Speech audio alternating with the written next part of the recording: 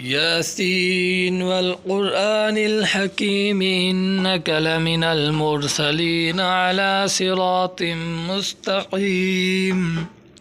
تنزيل العزيز الرحيم لتنذر قوما ما أنذر آباؤهم فهم غافلون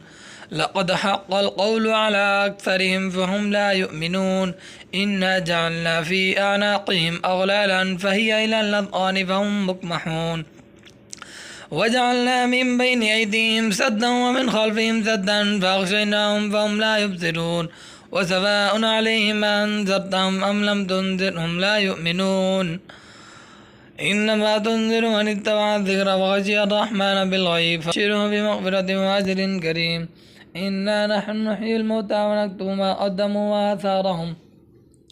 وكل شيء أحصيناه في إمام مبين واضرب لهم مثلا أصحاب القرية إذ جاء المرسلون إذ أرسلنا إليهم اثنين فكذبوهما فعززنا بثالث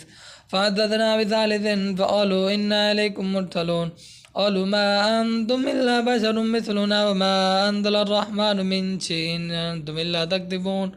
قالوا ربنا يعلم إنا إليكم لمرسلون وما علينا إلا البلاغ المبين قالوا إنا تطيرنا بكم لئن لم تنتهوا لنرجمنكم وليمسنكم منا عذاب أليم قالوا طائركم معكم إن ذكرتم بل أنتم قوم مسرفون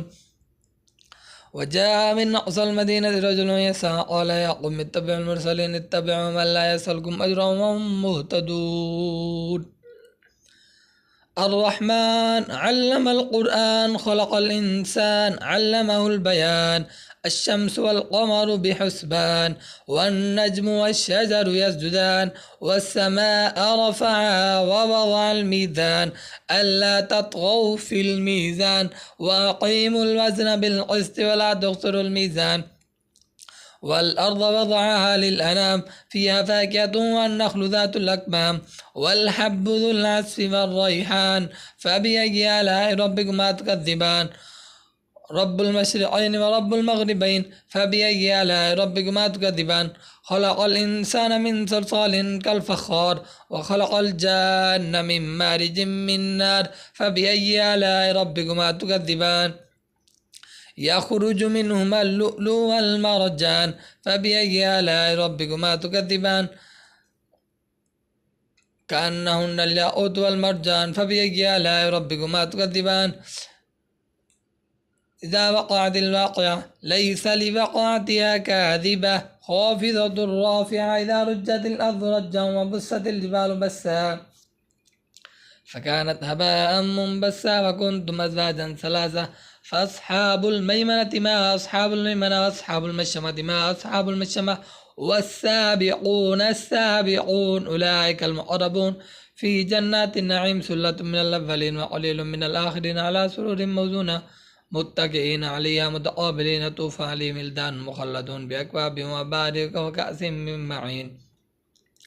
لا يصدعون عنها ولا ينزفون وفاكهة مما يتخيرون ولحم طير مما يشتهون وحور عين كأمثال اللؤلؤ المكنون جزاء مما كانوا يعملون لا يسمعون فيها لغوا ولا تأثيما إلا قيلا سلاما سلاما وأصحاب اليمين ما أصحاب اليمين في سدر مخضود وطلح منضود وظل ممدود وماء مسكوب وفاكهة كثيرة لا مقطوعة ولا ممنوعة وفرش مرفوعة إنا أنشأناهن إنشاء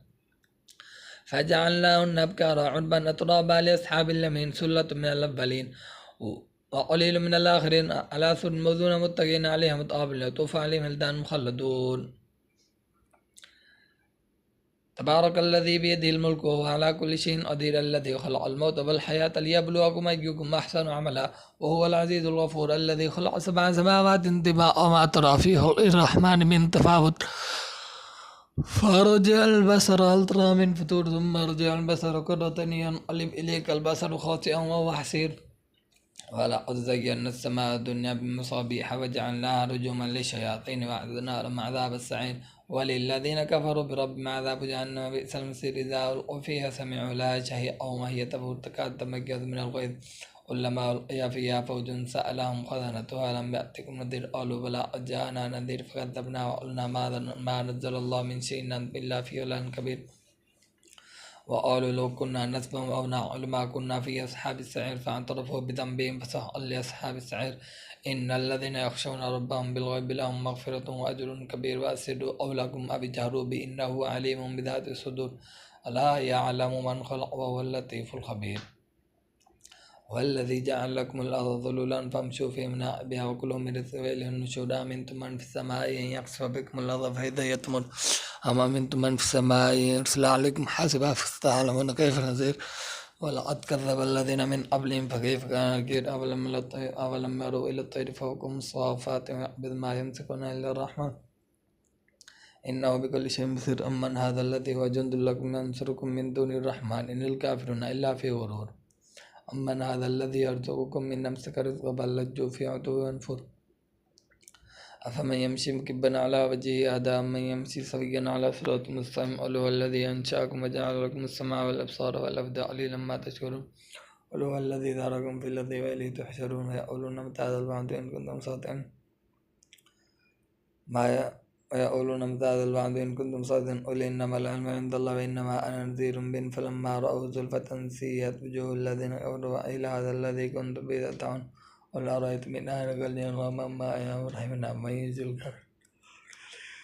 فمن يجير الكافر من عذاب أليم قل هو الرحمن آمنا به وعليه توكلنا فستعلمون ما في ولا نبين قل أرأيتم إن أصبح ماءكم غيرهم فمن يأتيكم بماء معين